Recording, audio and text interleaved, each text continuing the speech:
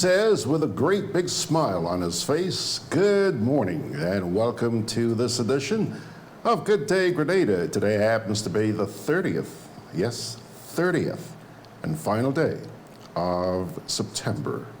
It's been a pretty good month so far, I trust? Yeah? Well, hope you're looking forward to tomorrow as well. I see here, ha ha, ha ha, ha ha. She continues, boy, she continues, yeah. Hazel is first again this morning, followed by Anthea. Anthea, you know, keep on trying. You've had some success, keep on trying, keep on trying. Nice to see you guys. Benedict is also there saying, marvelous Monday. Sawande, Fabio, Sam, I don't know if you are in the race, Sawande. But one of these days, we'll probably see you at the top of the ladder, hey? Folks, I certainly hope you had a great weekend. I know I did.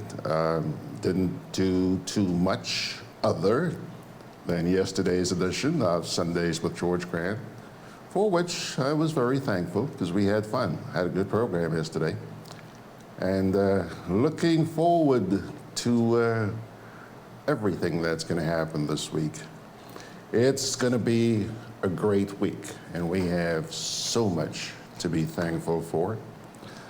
I know I have a lot to be thankful for when I sit in this chair and see you guys all decked off and ready to go. Hey, it's just nice to know that you're there. Dennis Charles is saying, Deno in the house. Hello, Deno. I like that name, Deno. Good morning, Dennis. Nice to see you. I guess you're getting your bags packed. He's coming our way pretty soon.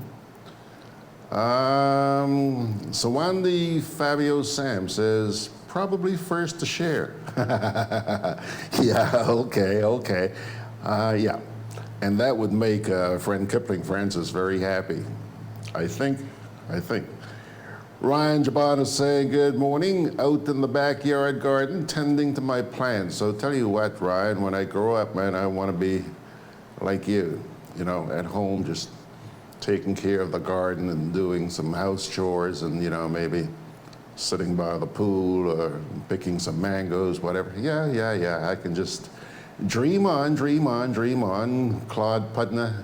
Claude, I'm still trying to figure out, is your name pronounced Pudna or Pudna? I'm saying Pud because it's a U. And I guess if it was Pudna, you would say double O, right? P-O-O-D. Anyway, we'll find out. Anyhow, Claude saying good morning. Francis, hello, Margaret, nice to see you. Hello. Benedict Cador says you were missed. I guess he's speaking to Margaret there. Ryan is saying amen. Thanks to God. Boy, Ryan, I say that so many times, every day, throughout the day. Kipling is saying good morning and sending his blessings to everybody.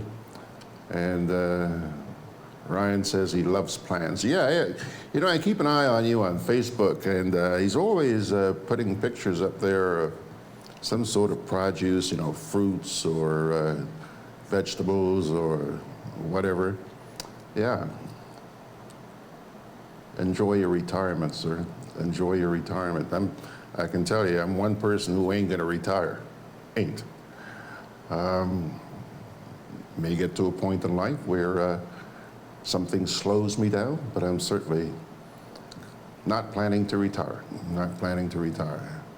He's put me here for a reason, and I'm gonna continue doing whatever he wants me to do, as long as I have the breath of life. Okay, now, let's get down to brass tacks and see what we got cooking here this morning. First item up is captioned, Destroying Mangroves While Seeking Climate Funds? Wow. Yeah. If that provokes a little thought in you, just wait and find out, because we're going to run a little video where you'll hear those exact sentiments being mentioned. It's unfortunate. Yeah, there's so much talk about, what needs to be done and what we should not be doing, and and then we just do the opposite, huh? Anyway, you'll find out what that's about in just a wee bit. We have the national report for you this morning. I bet you guys are just waiting with bated breath for that. And then I'm sure you know that we had quite a contingent up at the United Nations this past week. And I came across an address which was delivered on Saturday by Grenada's Foreign Affairs Minister, Peter David. He addressed the General Assembly. And we're going to run that by you in the final half hour of this morning's program, all right? Getting back here now to Facebook. Margaret says, Benedict Cador, thank you. Had guests, so was busy playing tour guide. Yeah, and I'll tell you something, Benedict, even when she does not have guests, busy lady. Always trying to do something to help somebody, huh? That's the person I've come to know. Claude Pudna says, it's Pud, P-U-D, okay. It's Pudna. Okay, so I guess I've been right on that for once. Georgie Porgy's right, eh? Carla Clement is saying, good morning, George Grant and listening audience. I hope you all had a great weekend. Yeah, like I mentioned a few minutes ago, I certainly did. Peter Belfon is saying, George, it appears to me that what you don't find in the notebook, you find on Facebook with George Grant. I didn't think I had that much of a presence on Facebook. I know, yes, this program's there, and Sundays with George Grant, and Mech We Chat, and Law Made Simple. By the way, this afternoon at 5 o'clock, we should have this week's edition of Law Made Simple with Ruggles Ferguson. You can join him for that. He tries to come in here every Monday. For the past few Mondays, he's been off and on because he's been doing quite a bit of traveling, but I haven't heard from him to the contrary, so I do expect to see him a bit later on this afternoon. Now, I don't know if this person is pulling my leg or not. I'm going to assume that this person is not pulling my leg. The name is the Right Honorable Joe Prince Hunt. Any of you know the Right Honorable? He says, good morning, it's his first time. Well, welcome, the Right Honorable Joe Prince Hunt. It's the first time, yes, and I certainly hope first of many visits you'll be making here. Spend some time with this esteemed group of people here. We get together every Monday morning, and we also get together on Sunday mornings, more en masse on Sunday mornings, because that program, by the way, is now, we're well into 15th year.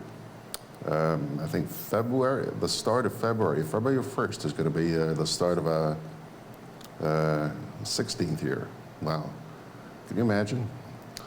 When I started, my hair was black. Nah, that's not true. That's not true. Bernard Gilbert saying good morning to everybody. And Peter Belfon says, yes, I know him. So, okay, so you know the Right Honorable Joe Prince Hunt. Well, Peter, where is the Right Honorable? Is he here in Grenada with us? Are you at liberty to tell us, or is he someplace else around the world? Huh? Doesn't matter, just the fact that he is here. We are honored this morning to have the Right Honorable Joe Prince Hunt. Okay, so we know it's not a joke. It's the Right Honorable Minister of Government, Judge, Oh, come on. Here it is. The Right Honorable Joe Prinzon says, thank you, just a nickname. We'll be here soon. Good morning to my co-worker, Peter Belfon, as well. Right Honorable. You threw me for a loop there. But I'll tell you what, I like your sense of humor. I really do appreciate your sense of humor. Thank you very much. And he's obviously not in Grenada, but he says he'll be here soon. Sonia McKee-John says, good morning, George, Carla, Kelvin. Hey, good morning to you, Sonia. Some nice colors you put up there. Roses and, what's that, an olive branch and hearts. Thank you very much. And looky who is here. Looky, saying, good morning, Gigi and family. I survived the gathering. Today I will rest, you know. Sharon, this is Sharon Roberts, by the way, who will be in here on Wednesday morning, God willing. Sharon, I decided not to call you yesterday, last night, nor this morning, because I know that it's been an awfully hectic time for you. She has been working her buns off with the 11th, I think it is, the 11th annual Reiki conference. I had the pleasure of attending that on the opening on Thursday night down at Kalinago. And nice little gathering, really. So I bet you guys were busy. I hope you enjoyed your island tour and whatever partying you did and the practicing of your Reiki and all that. And I certainly hope that you all walked away with a feeling of accomplishment, feeling of great success. Congratulations, keep it up. Okay, so that's it as far as our introductory segment is concerned this morning. Let's now get down to our first little feature. It's very short, it's only about 2.5 minutes or so. Let me begin by thanking GBN, the Grenada Broadcasting Network, for bringing this matter to the attention of the general public. The wanton destruction of our mangroves. While we're out there seeking millions of dollars from the Green Climate Fund, we're destroying our mangroves, a lot of other things too, eh? The practices we engage in are so contrary to the rhetoric that we're hearing out there about all that we are doing to preserve our environment. It's not just an irony, folks. It's a travesty. Seems like every Monday morning we pick up a hat, jump on an airplane, go around the world asking for money, actually, you don't believe me? Hang in there. And when we get to the segment with the address by the Foreign Affairs Minister at the United Nations on Saturday, you'll see what I mean. Gimme, gimme, gimme, gimme, gimme, gimme, gimme, gimme, gimme, gimme, gimme, gimme. And then we just come back here and shred our environment to pieces. I don't get it. What am I missing? I just don't get it. I don't get it.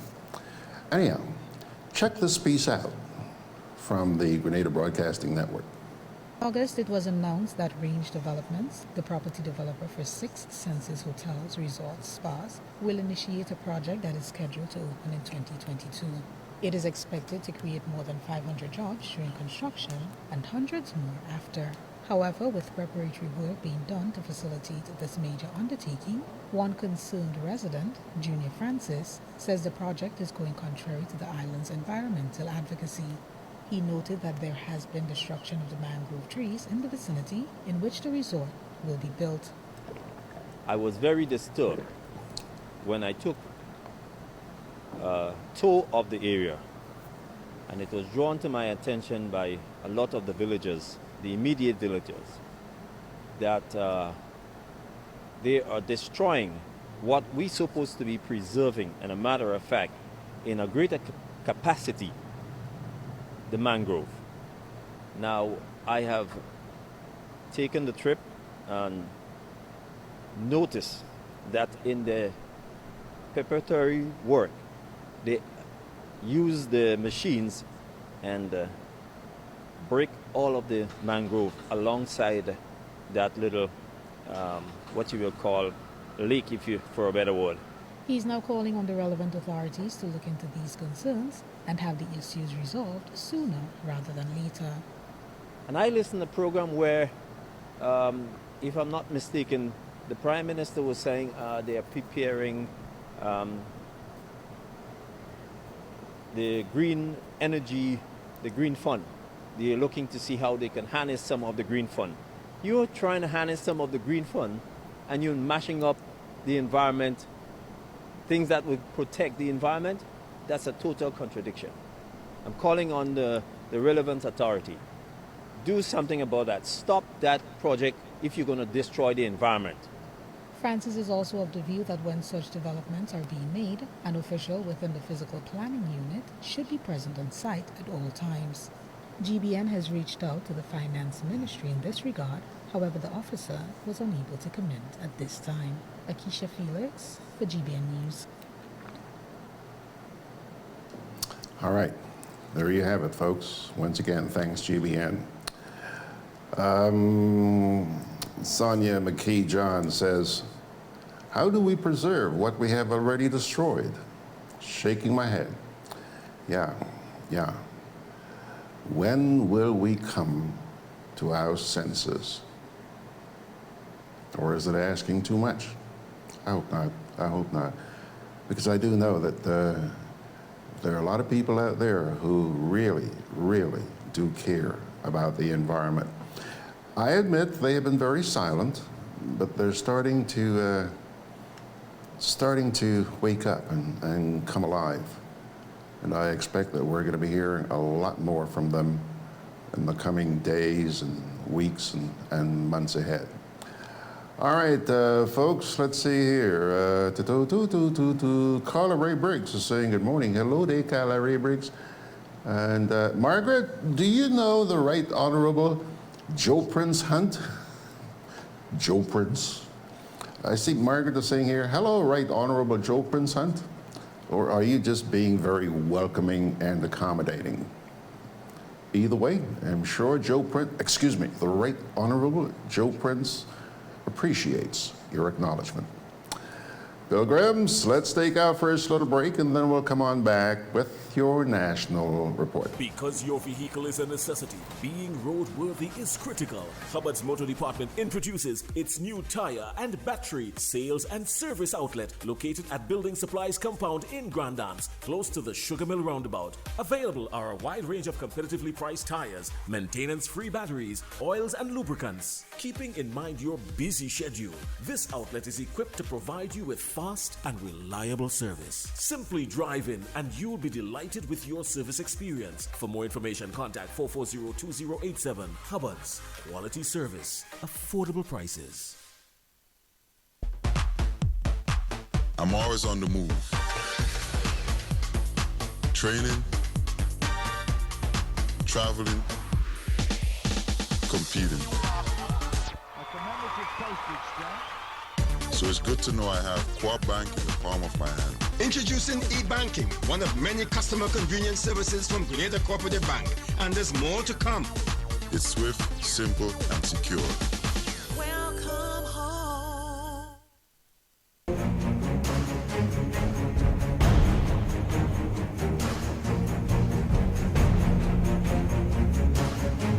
You don't know how many hurricanes will be coming this season, so you need to be prepared. At Hubbard's Hardware and Building Supply departments and the Food Fair supermarkets, everything from canned foods, flashlights and batteries, to plywood, tarpaulin, lanterns, roof repair kits, water tanks, etc. are available. For over 90 years, we've helped you prepare for and recover from storms. Hubbard's Hardware, Food Fair supermarkets, and the Grenadian General Insurance, an integral part of your hurricane preparedness plan. Hey, what? I just came from the land and this sign here caught my eye. What's that sign about? Someone must have asked Grenlec to move a pole. But you know, there's no space reserved on the side of the road for planting poles. So Grenlec has to get permission from landowners, and that can take a lot of time. Oh, Grenlec asked me to help them contact my neighbor Ben about planting a pole on his land. But Ben passed away. His children own the land, but they all live abroad. That's why Grenlec needs customers to inform them in writing at least 3 months in advance. 3 months? All that? It seems like a lot, but think about the time it will take for Grenlec to find and get permission from all of Ben's children. And sometimes moving one pole requires you to move the pole before, the one after, plus the wires that support them on the ground. That means even more landowners to find and get permission from. Then Grenlec needs to schedule their teams and notify customers about any power outages. Well, I need the pole on the farm moved, so I'm going to write Grenlec a letter now. Grenlec, energizing our Grenada. All right, we've now been joined by Gem FM, and he says he's on the subway. I think that's in Toronto. He's on the subway, and the reception is not good. But he says, greetings from the north. We're getting cold, starting to get cold. Yeah, so the temperatures are starting to drop, I would imagine, end of September. Michelle Forsyth, I'm not sure where Michelle is coming down on this, but anyhow, here's what Michelle says. She says, let's stop the carelessness, and I'm assuming she's referring to that piece we did on the mangroves. She said, there are many ways that development can coexist with preservation of the environment. When authorization is given for projects, that is one area that planning department should be looking at. We live in the 21st century. Okay, Michelle. Margaret says, yeah. Margaret is confirming that she does know the Right Honorable. She says, unless his identity was stolen. I know him very well, she goes on to say, and he is in Grenada. Right Honorable, we're gonna find you. We're gonna find you. Joan Wellington is also saying good morning and wishing everybody a happy Monday. And about the mangroves, Margaret has this to say. She says, it's ironic, considering the role of mangroves in not only protecting the coastline, but more importantly, storing carbon. I keep telling you people, when this woman talks, she thinks before she does. Okay. Here, hold on. Jem says, I'm on the subway and the reception is not good. Yeah, I saw that. Margaret says, thank you, Michelle. We seem to believe that both cannot peacefully coexist. Yeah, okay. Folks, National Report.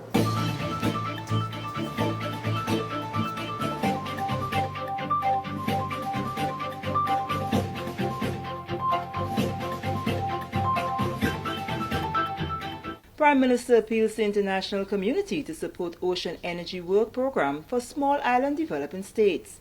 Details to this story and more in the National Report.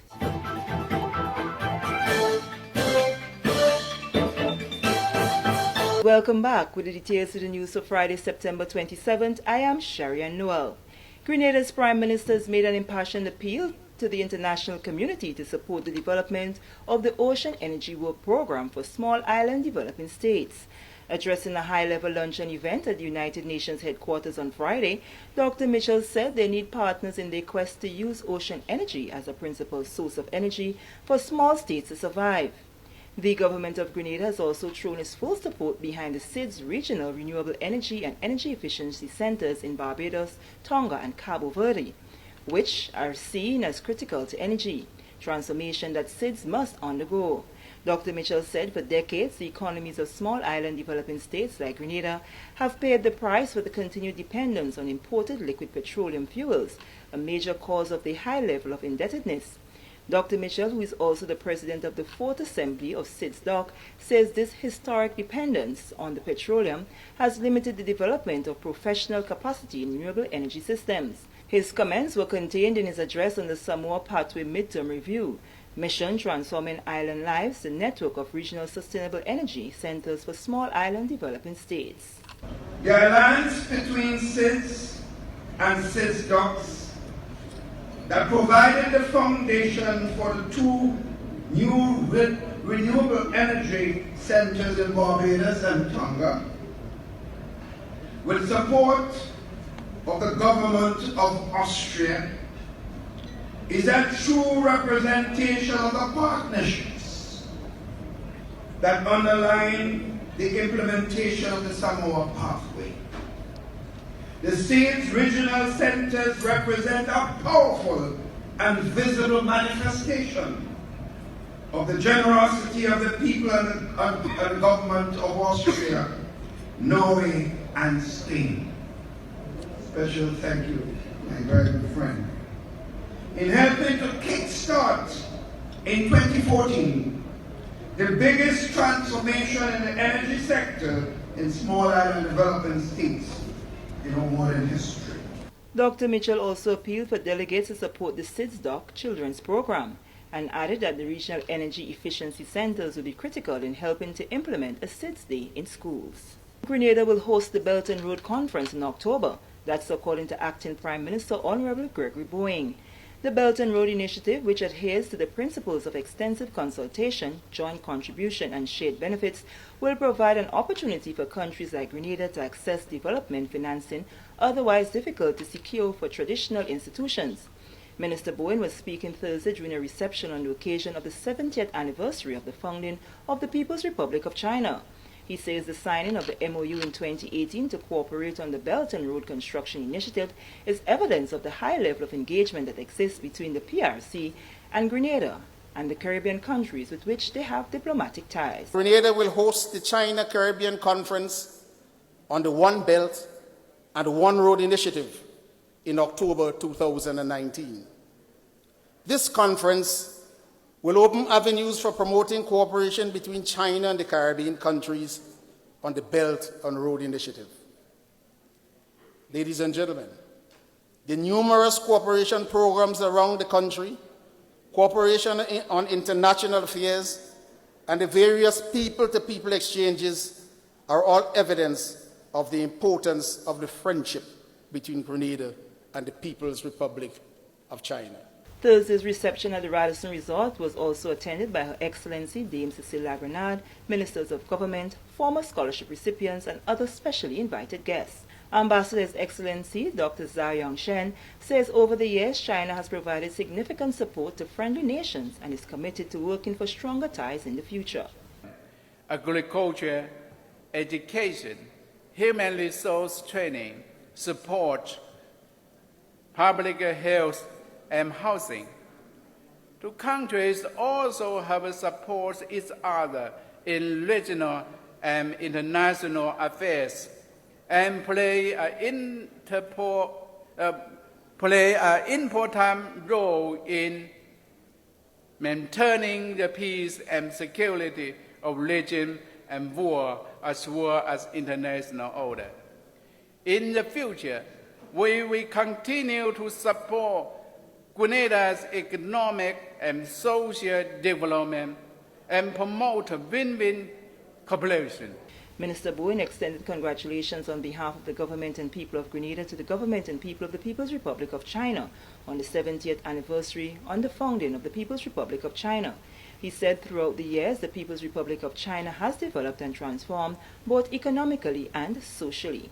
Excellency, the celebration of your 70th National Day ought to be an opportune moment for all Chinese citizens the world over to reflect on the nation's successes with great patriotism and pride. In recent years, a number of Grenadians have participated in cultural exchanges between the People's Republic of China and Grenada. This is the National Report. More news after the break. Grenada, it's coming as the Ministry of Youth, Development, Sports, Culture and the Arts brings to you National Youth Week 2019 and it's one full week of activities, vibes and action as the nation turns their attention on the nation's youth, and it's from Saturday, October 19 till Saturday, November 2nd under the theme Embracing Opportunities, Sowing Higher. October 19th and 20th, National Community Service Weekend, island-wide. October 26th, Health Walk and Ministers Address. October 27th, Ecumenical Service and Peace Concerts. October 28th, Youth Vibe. October 29th, St. John's Youth Parliament. October 30th, Job Fair and Career Day. October 31st, Fun Nights. November 1st, Discovering Talents and Expo. And on November 2nd, it's National Youth Awards. So urging everyone to be a part of Youth Week 2019, October 19th to November 2nd.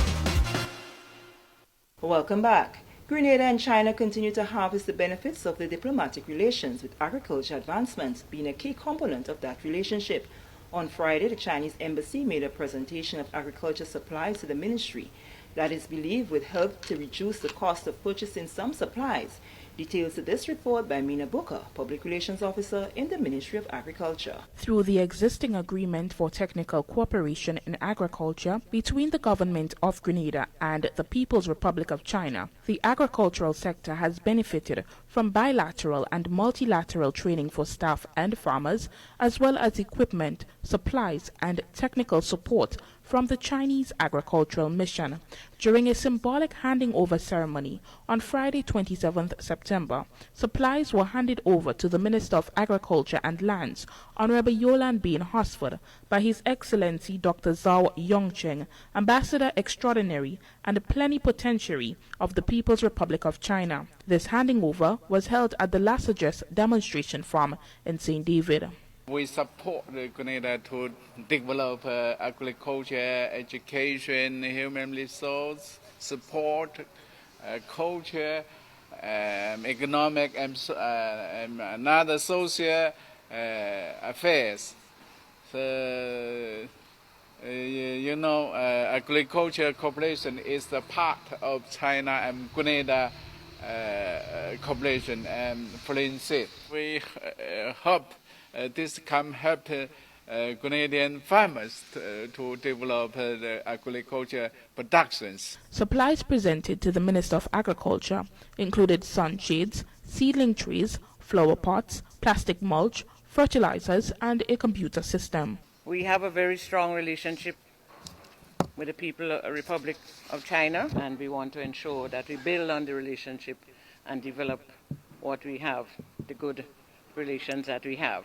We hope that this would continue. We are looking forward to more support from China. For farmer Raphael Sylvester, he foresees that these supplies will help to reduce the costs associated with purchasing agricultural supplies, including fertilizers for farmers. We'll have fertilizers, we'll have greenhouse covers, we'll have even some of the way that we might treat animals in terms of the health. Also, not only farmers but housewives, where I can see some of the nice beautiful pots for our pots there.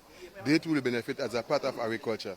It may not only go for a flower, but it may be one that you can consume. For example, a tomato tree, celery scythe could also grow nicely on the veranda. That will attract anybody that sells any other flower plants. In terms of costing, that would save a lot because fertilizer here now is not cheap. And once we can get some that we don't have to pay for immediately, that will go a long way as well. For the Ministry of Agriculture's Public Relations Unit, I am Mina Booker. And finally, a ribbon-cutting ceremony was held on Friday to officially hand over a 200-kilowatt solar PV system at the T.A. Marisho Community College. The solar PV system has the capacity to produce 320,000 kilowatts of power per year, which TAMCC officials say will be sold to the Grenada Electricity Company. GRENADA at a project cost of $160,000 AC per year. TAMCC was one of 3 sites visited by the World Bank and chosen because it possessed less risk factors with regards to vulnerability in the face of natural disasters. Minister of Energy, Honorable Gregory Boeing, who cut the ribbon to signal the official handover, says the liberalization of the electricity sector, effected through the Electricity Act and Public Utilities Regulatory Commission Act No. 20 of 2006, opened for such a project. It is the liberalization which has been fought so strenuously that is allowing this and similar projects, you have mentioned some of those before, throughout Grenada to be realized. The World Bank financed the Exera liberalization project to the tune of $10 million between St. Lucia and Grenada. Project coordinator Jade Hutchinson says the World Bank envisioned the project to determine how to transition from fossil fuel to renewable energy and how to use renewables to decrease energy cost. The project was done in St. Lucia, Grenada, and St. Vincent. So we had the three islands where the World Bank funded these projects. The project was a grant amount of $600,000 to install a 200 kilowatt solar PV system in each of the locations. Like Mr. August mentioned, we chose Tam CC. The system is expected to produce about 351 megawatt hours of electricity. To put that into context, we're looking at about 50 to 60 Grenadian homes, or savings of up to $125,000 annually. To date, the system has saved over $40,000 for Tam CC. So you can imagine how that money could now be reinvested in education. Delivering remarks on behalf of the T.A. Marischal Community College, Patricia Benjamin says the PV solar system will without a doubt enhance the strategic goals of the college. To improve the capacity to professionally advance teaching, learning, and administration by upgrading the facilities and infrastructure of the college. This project has captured the capacity building and development in the training of our instructors, students, and maintenance personnel, and is harmonized with the goal of the college. The PV system will provide 200 kilowatt energy, which is tied into a three-phase system with approximately 580 solar modules. 4 Grenadians are presently in St. Lucia undertaking PV design training. And with that, we come to the end of the National Report for Friday, September 27th. On behalf of the news and production team, I am Sherry Noel, thanking you for viewing.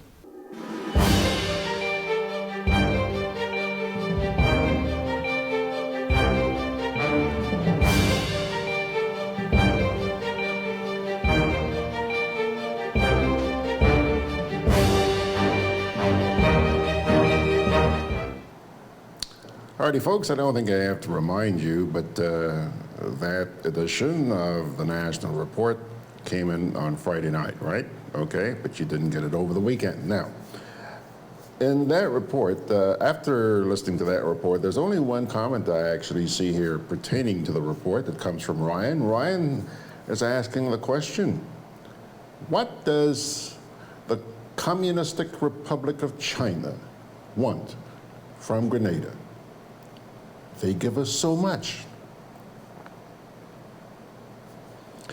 Now, going back to the piece that we did earlier on about the mangroves, there are two comments that came in during the national report. One from Ryan, which says, mangroves protect shorelines from erosion. They serve as valuable nursery areas for fish and invertebrates, critical component for the fishing industry of Grenada, filtering toxins. As a boy, I used to fish in Pearls and Conference, the mangroves up there, for snook, gray snapper, all of which were feeding in the mangroves. So says Ryan. There's another comment there from Dennis Charles. Dennis says, sensible policies should be put in place, looking at long-term conservation of our green spaces and the role they play in our society, while at the same time allowing development where possible.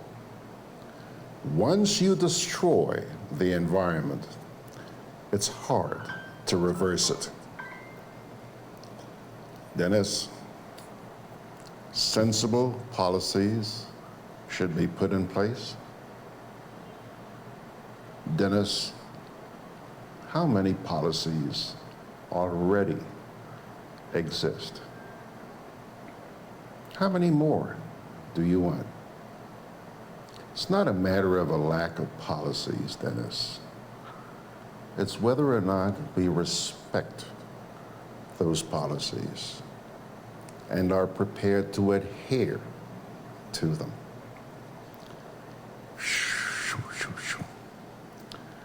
Let me see, anything else here? Chester Simon is just chiming in. He says he's a little bit late. Okay, folks, break time, and then we'll come back, hey, with that address to the United Nations on Saturday by Foreign Affairs Minister Peter David.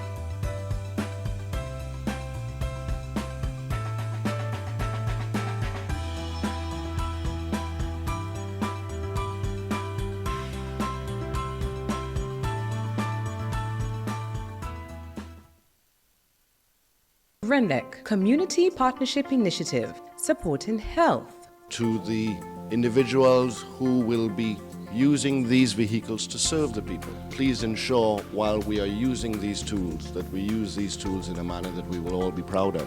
To GRENADA, a long-standing partner with us, a true testament of what can happen when private and public sector work together for the benefit of the people. GRENADA, energizing our community.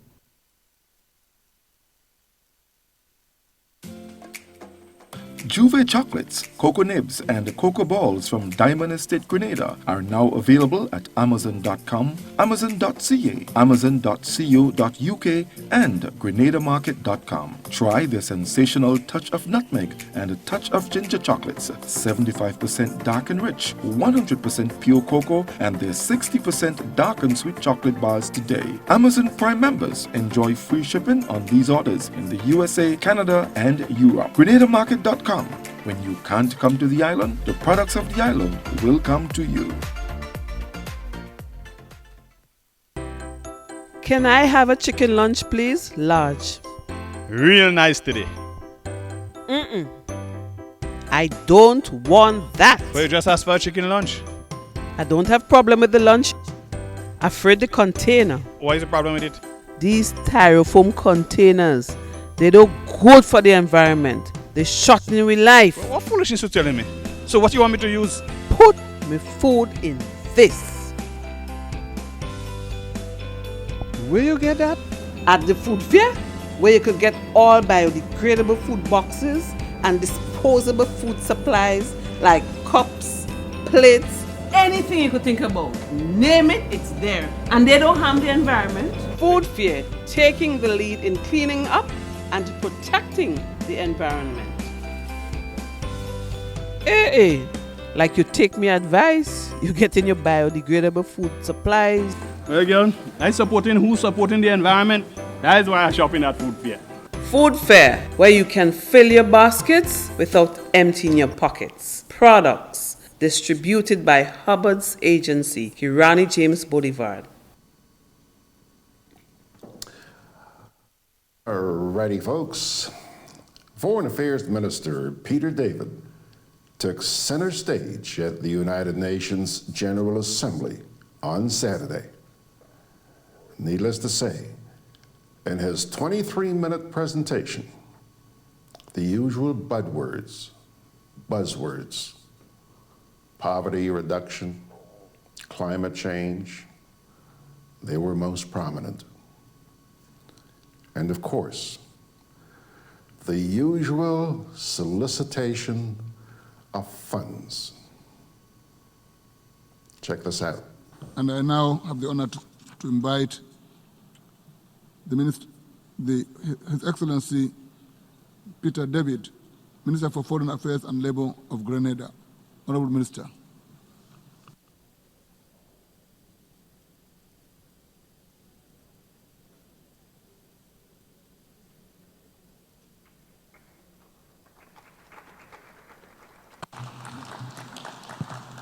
Thank you. Mr. President, I extend cordial greetings from the government and people of Grenada, on whose behalf I am always honored to address this noble institution and its distinguished members. Mr. President, I join those before me in congratulating you on your election as President of the 74th General Assembly. I am confident in your stewardship and assure you of my delegation's cooperation and support.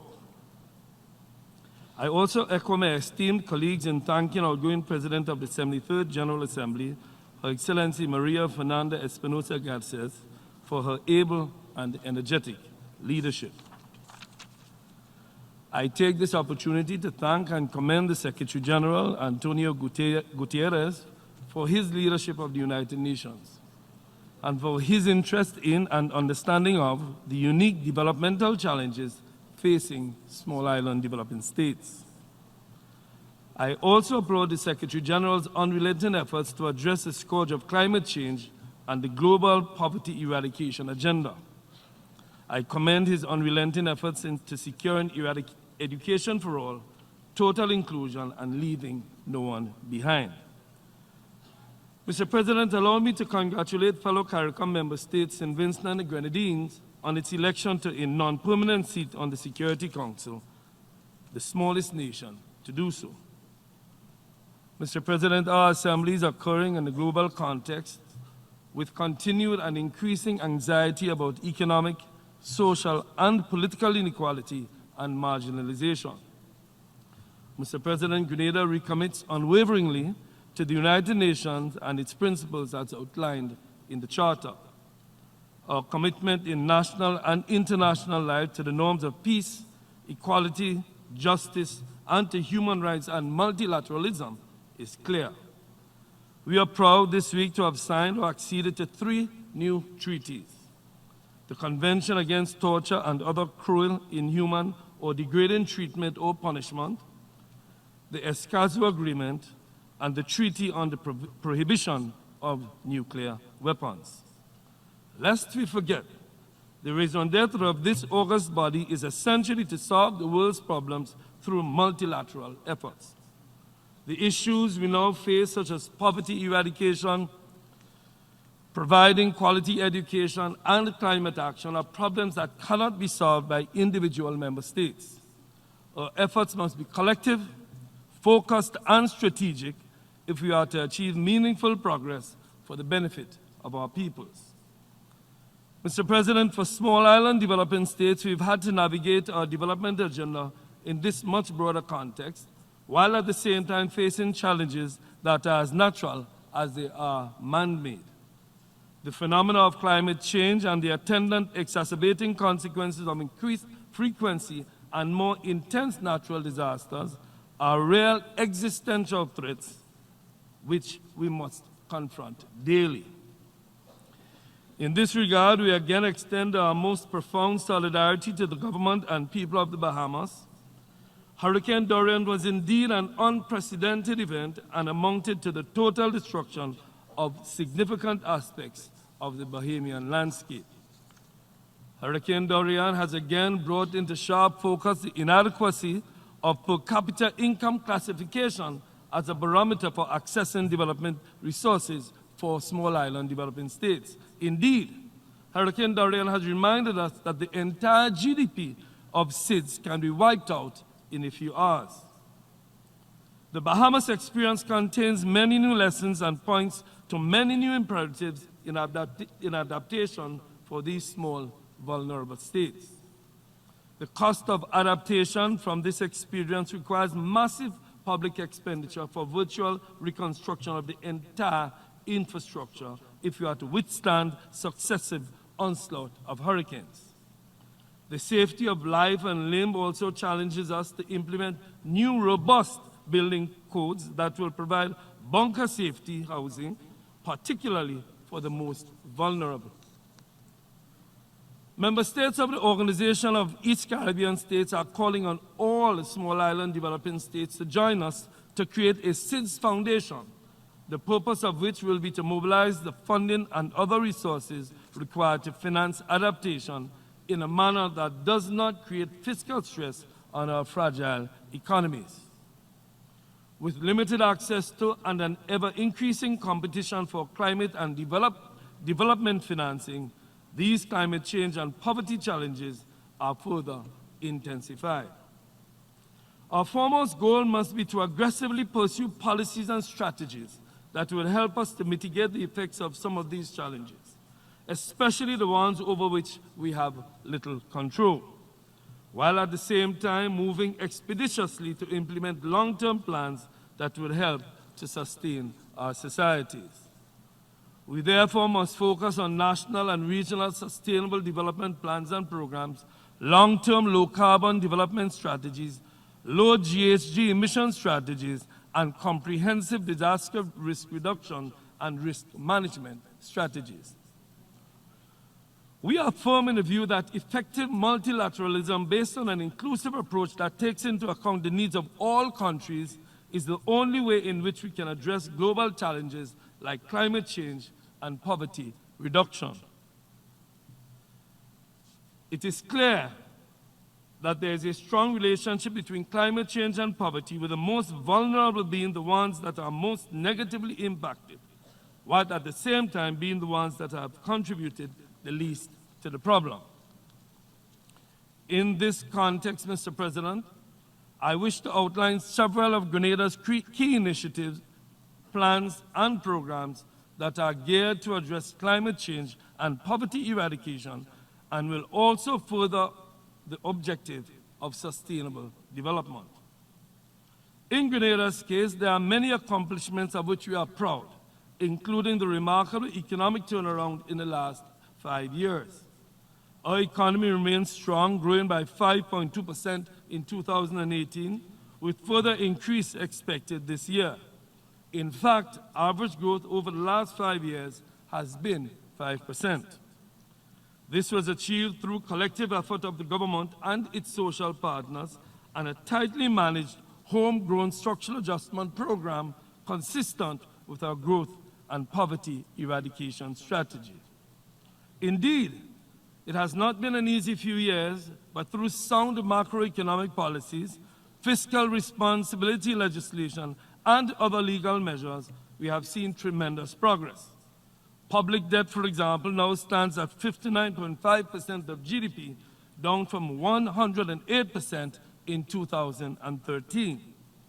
Mr. President, the decision to enter into law a Fiscal Responsibility Act, which would help us to manage and control our spending in any given year, is crucial to our macroeconomic viability and sustainability. Mr. President, it is worth highlighting that we have done all this while ensuring that social spending was expanded to take care of our most vulnerable citizens. Our achievements in Grenada are indeed commendable, and we are justly proud. But we do recognize that we have much work to do, especially as it relates to elevating our citizens out of poverty. Being cognizant always that the proven pathway to advancement is education, government is working daily to improve the quality of education delivered to our nation's students. Job security, compensation, and enhanced opportunities for training are all among the incentives used to retain quality teachers in the educational system. We are also working to revolutionize and improve students' educational outcomes through the widespread use of technology and innovation. Other key initiatives, such as the establishment of several skills training centers island-wide and programs in entrepreneurship to help narrow the gap between education and employment, especially among our youth, will serve to further improve the education system, reduce unemployment, and alleviate levels of poverty. Mr. President, we fully support the theme of this debate, galvanizing multilateral efforts for poverty eradication, quality education, and climate action and inclusion. Mr. President, we therefore call on these United Nations to commit to multilateral action aimed at quality and affordable education for all.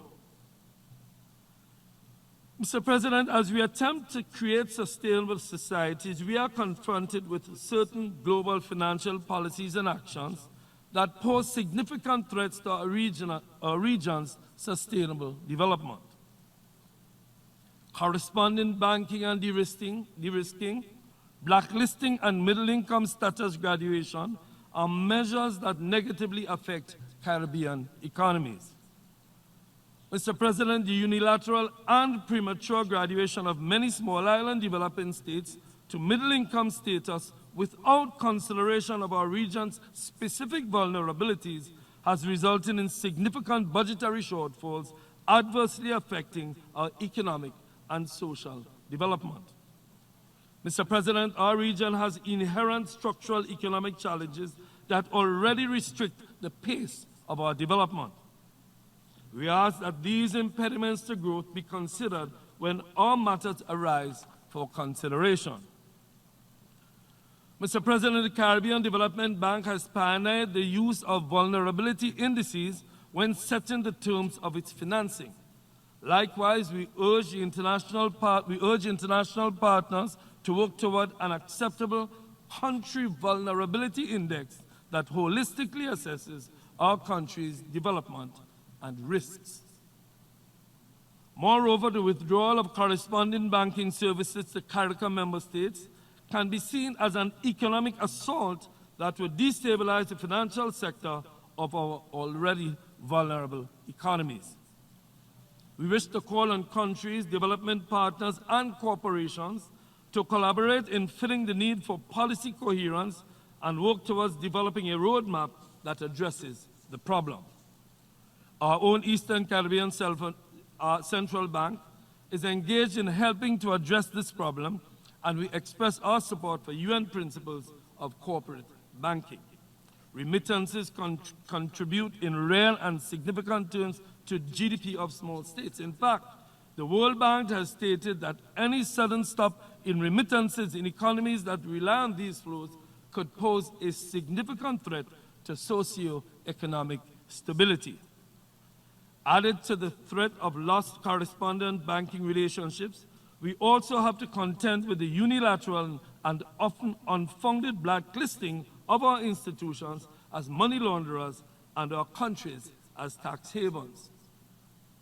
It pains us as policymakers when we expend our limited resources to comply with international rules, only to face arbitrary punishments when we are quite evidently doing our best. There are no easy answers to these challenges, but I urge our partners to desist from draconian approaches to these matters when dealing with vulnerable developing nations. Mr. President, in Grenada, we are currently pushing forward with our National Sustainable Development Plan 2035 that will resolutely set us on an unprecedented long-term development path. The ability to successfully and fully enact an enduring strategy for development has been the shortcoming of successful governments throughout the years. We are now working assiduously to correct that, given the adverse effect that this glaring gap has had on government's ability to manage its macroeconomic affairs. Mr. President, through extensive consultations, Grenada is well on its way to realizing the implementation of its National Sustainable Development Plan, which envisions that the tri-island state of Grenada become a resilient and prosperous nation with a conscious and caring citizenry, promoting human dignity and realizing its full potential through sustainable economic and social progress for all. The plan, as envisioned and outlined, provides strategic direction and presents homegrown solutions that are geared to improve the way Grenadians live, work, interact with our natural environment, institutions, and each other. Mr. President, this plan by the people and for the people calls for constant and consistent stakeholder engagement and coordination. A dedicated entity, the Development and Planning Institute of Grenada, will coordinate the sustainable implementation of the plan and will also serve as a strategic link between all relevant stakeholders to ensure that the preparation and implementation processes done in a collaborative manner through a consultative process with clear identification of roles and responsibilities. Indeed, Mr. President, a more stable and stronger Grenada is well on its way as we attempt to build resilience at all levels. However, Mr. President, despite the progress made to date on the national level, there are risks that have to be managed which are beyond our capacity and ability to adapt. In this regard, international partnerships, as per the Samoa pathway, is the way to go. Our nationally determined contribution calls for a financial injection of $160 million over the next 5 years. We are indeed heartened by the indications of support received so far from the GCF, the GEF, NDC partnership, bilateral partners, and other agencies focusing on climate finance. Our National Adaptation Plan calls for an additional $240 million over the next 5 years, and again, we are indeed grateful for the support received so far and heartened by the indications of further support. In fact, I must emphasize that the financial requirements for the NDC and NAP would require 40% of our annual gross domestic product. And this does not include any provision for the impact of stronger hurricanes, extended drought, and heat waves, flash flooding, and loss and damage, including slow onset events. The needs in this respect are greater than we can afford from our national resources, and we need the international community to come together and provide the support that is needed. The only hope we have now is the collective strength in multilateralism. Mr. President, the Global Commission on Adaptation just this week has reminded us of the scale of resources needed to address the adaptation needs of developing countries.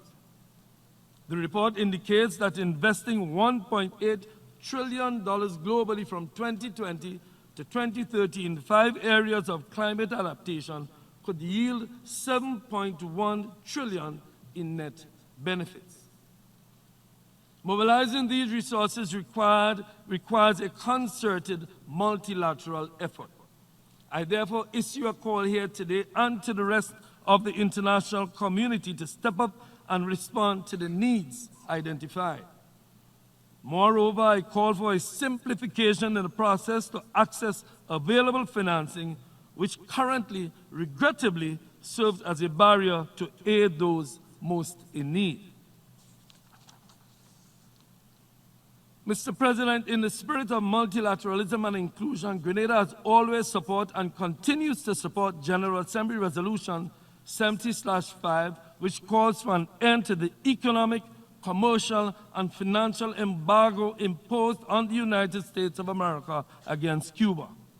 We believe that recent measures aimed at restricting remittances, as well as banking transactions, only serve to weaken the economic stability of our sister nation, thereby severely affecting the socio-economic conditions of the Cuban people.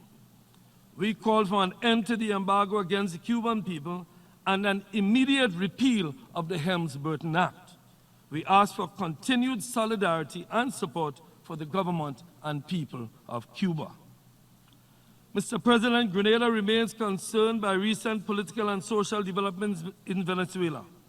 What we seek is to encourage meaningful dialogue on the premise that the Venezuelan people, brothers and sisters who disagree on form, can come together to safeguard the future for all the Venezuelan people.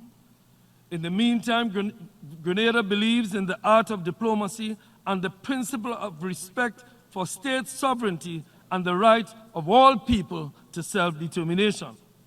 The onus is squarely on the government and the opposition to ensure that Venezuelans do not lose hope. Grenada therefore supports all initiatives aimed at resolving the problem in Venezuela peacefully, including the CARICOM process agreed to by member states in the region. Mr. President, Grenada is committed to the maintenance of the Caribbean region as a zone of peace. In that regard, we are therefore not only proud to be party to the Treaty for Prohibition of Nuclear Weapons in Latin America and the Caribbean, but to now also be a signatory to the Treaty on the Prohibition of Nuclear Weapons. Mr. President, the United Nations membership must make Article 3 of the Charter a major priority in the next few years. Our founding fathers called for this body to achieve international cooperation in solving international problems of an economic, social, cultural, or humanitarian character, and in promoting and encouraging respect for human rights and for fundamental freedoms for all without distinction as to race, sex, language, or religion. We must do all in our part to provide added economic opportunities for the developing world. I therefore call on the Economic and Social Council to actively pursue undertakings that could create an encouraging atmosphere for member states to have the opportunity to raise the standard of living of its people. In this current global environment, we must be conscious that inclusion in the process of the global economy is vital. We are now engaged in direct diplomatic initiatives to strengthen the links as a matter of core strategic interest with our African brothers and sisters. In that regard, we welcome and look forward to recent steps taken by our Caribbean community and Africa to deepen ties and explore ways in which to increase cooperation. Finally, I must recall Article 1 of the United Nations Charter, which calls for the organization to maintain international peace and security, and to that end, to take effective collective measures for the prevention and removal of threats to peace. We must be relentless in our pursuit of the purposes of this organization. Our challenge is to work towards the elimination of terrorist activities and armed conflicts around the world. Grenada, therefore, calls on all actors to work tirelessly to that end and for peaceful resolution to all disputes so as to secure and maintain international peace and security by avoiding conflict at all costs. Our quest must be for economic opportunities for all states, and our goal should be for the peaceful coexistence of all peoples of the international community. Indeed, Mr. President, if we can achieve this, we will be well on our way to transforming our world. I thank you, Mr. President. I thank the Minister for Foreign Affairs and Labor of Grenada.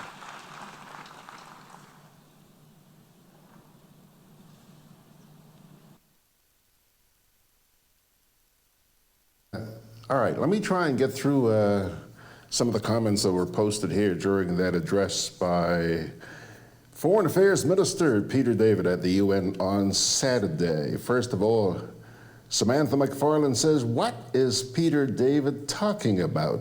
He makes no sense.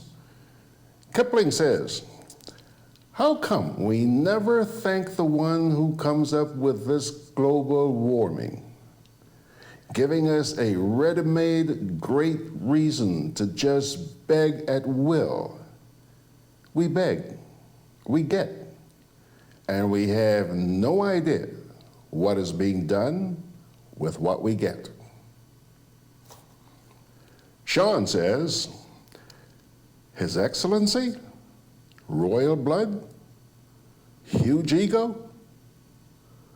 Who will defend us from the oil companies who want to drill the ocean's economic exclusion zone of Grenada? Charities and financial groups advising our farmers that they must see land husbandry as business.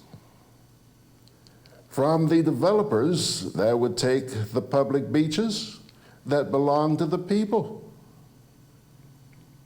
Who will defend us from them? Or from the massive fishing boats who trawl the horizon while we tell the local fisher folk they should observe a sustainable manner? So says Sean. Kipling comes back and says, how can a country with a 5% growth yearly end up having a budgetary shortfall? Is it true to say the budget is always fake or make-believe or simply an election gimmick?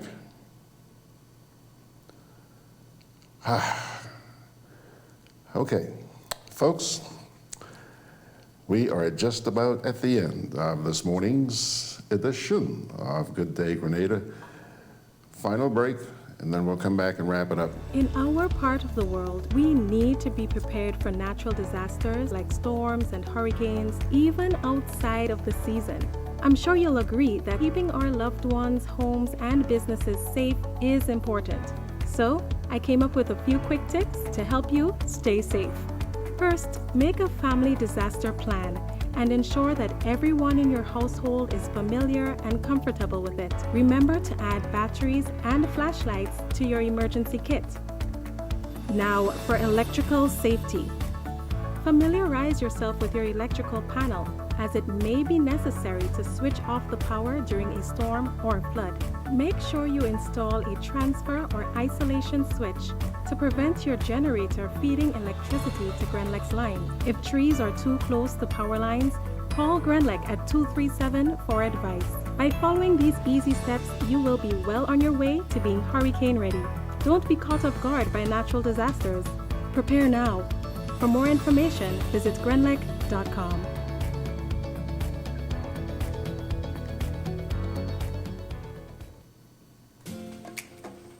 Juve chocolates, cocoa nibs, and cocoa balls from Diamond Estate Grenada are now available at Amazon.com, Amazon.ca, Amazon.co.uk, and GrenadaMarket.com. Try their sensational touch of nutmeg and a touch of ginger chocolates, 75% dark and rich, 100% pure cocoa, and their 60% dark and sweet chocolate bars today. Amazon Prime members enjoy free shipping on these orders in the USA, Canada, and Europe. GrenadaMarket.com. When you can't come to the island, the products of the island will come to you. Folks, it's 13 minutes after the hour. Our final and parting word for today comes to you from the book of 2 Corinthians, chapter 12, verses 7 to 10. Therefore, in order to keep me from becoming conceited, I was given a thorn in my flesh, a messenger of Satan to torment me. 3 times I pleaded with the Lord to take it away from me. But he said to me, my grace is sufficient for you. For my power is made perfect in weakness. Therefore, I will boast all the more gladly about my weaknesses, so that Christ's power may rest on me. That is why, for Christ's sake, I delight in weaknesses and insults and hardships and persecutions and difficulties. For when I am weak, then I am strong. That reading from the second book of Corinthians, chapter 12, verses 7 to 10. And on that note, my dear friends, a big thank you for joining us for today's edition of Good Day Grenada. Hey, may every one of you be blessed. Thanks again. And we'll see you tomorrow morning, by His grace, 9 a.m. God bless you.